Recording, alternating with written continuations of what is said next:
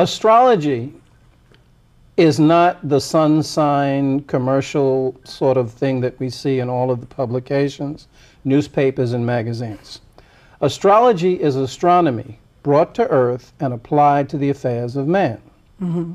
Okay, and the way that this works is not that we're essentially looking for a line of rope that connects, let's say, Mars or Venus to the top of an individual's head and operates them like a puppet, but rather it's based on the law of essence.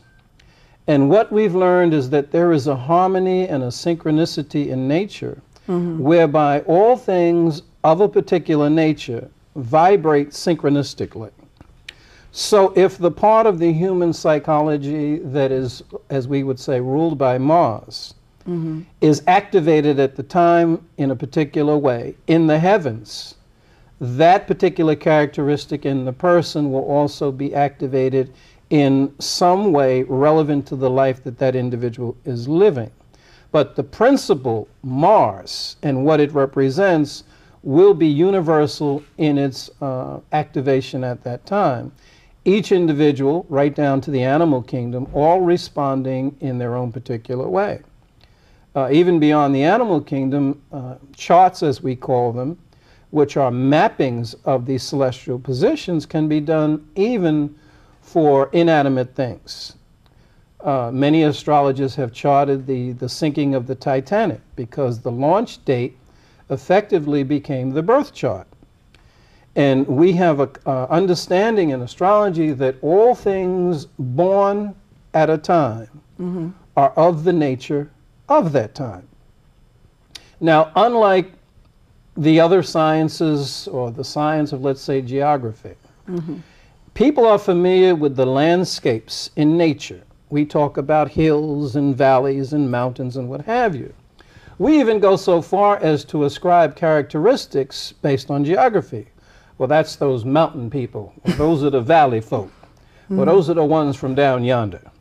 All right, but what they're actually doing is a very rudimentary form of typology mm-hmm. based on geography, which has its validity. I mean, all you have to do is hear a southern accent and you know that they're telling you where they're from. That's right. But what we study as astrologers is the landscapes of time. And what we do, or what we've come to understand, is that though not visible like mountains and you know, panoramic views and what have you, landscapes in time are determined by the cosmic patterns in the cosmos at the time of the initiation of something. In other words, all people born at a time are as equally of the nature of that time as people born in a specific location mm-hmm. are of the nature of that location.